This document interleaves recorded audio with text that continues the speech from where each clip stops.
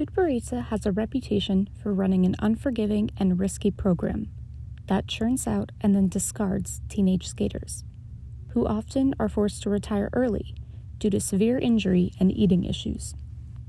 This is infamously known as the Eteri expiration date. When her skaters reach a certain age, usually around 17 or 18, Eteri's techniques and methods simply become unsustainable. Once that happens, she just discards them for the next younger skater. Yulia Lipnitskaya was the first of the Eteri girls. Yulia made it all the way to the 2014 Olympics and put her coach, Eteri Tutberidze, on the map. But after captivating the world with her skate program and becoming the second youngest gold medalist in the history of the sport, Lipnitskaya's career spiraled.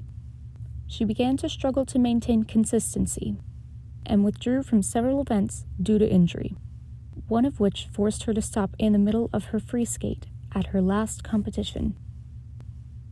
3 years after her Olympic debut, just after turning 19, Yulia announced her retirement. She disclosed that in addition to recurring injuries, she had been battling anorexia and had checked herself into residential treatment. At the same time, Eteri had another upcoming star in Evgenia Medvedeva, who had dominated the seasons leading up to the 2018 Olympics and looked set to win gold. But at the beginning of the 2017-2018 season, at age 18, Evgenia struggled to compete with a broken foot and was overtaken by her younger teammate Alina Zagitova at the Olympics, placing second behind the 15-year-old. Evgenia is now retired, with permanent back damage that has rendered her unable to turn to one side. As for Alina Zagitova, she announced she was taking a break at only the age of 17 due to a lack of motivation after losing to younger Russians with quad jumps. She hasn't skated competitively since. And this cycle shows no signs of stopping. As Eteri's latest stars seem to be approaching their expiration dates, the coach already has a new crop of young girls ready to take their place.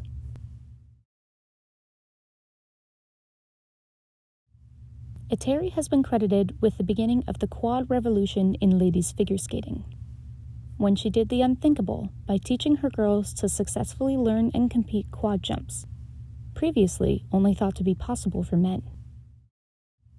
However, instead of having her skaters develop muscle and long-term skating skills, Eteri's technique relies on the skater's young body and dangerously low weight to achieve such high and difficult jumps. The prime time for Eteri's girls to master elements such as quads has proven to be around 11 to 13 in young girls, when their underdeveloped hips allow them to spin faster and their bodies are more resistant to injury. Eteri also has them rotate before they leave the ice in their jumps, a poor technique which puts even more strain on their backs. Considering this, it is unsurprising that their bodies cannot withstand such intensive training for long. Once Eteri's skaters enter puberty, they aren't able to jump as they did before. They begin to struggle with injury and are eventually overtaken by their younger teammates. Eteri's methods are detrimental to these girls' bodies, but the coach has no regard for the future of her skaters, because she can easily replace them once their bodies begin to break down under her training. There's no shortage of recent examples, one of which unfolded on live television, when 15-year-old Daria Usasheva fractured her hip during a competition warm-up and had to travel home in a wheelchair.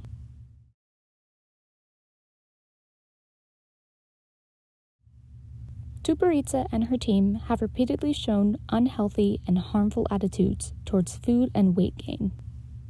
Because Eteri's technique requires the skaters to be as light as possible to be effective, she teaches her students that strict control of their weight is essential, and that they should eat and even drink as little as possible. Многие говорят, что, что тебе можно и пирожные там есть, и вообще все, что угодно хочешь есть, ты все равно и так худая. Но тут, связь другая, это мы худые, потому что мы себя держим. Не нужно снимать цифры. Да не снимай, я цифры не видно. Ну, кстати, нормально. Даже в одежде, что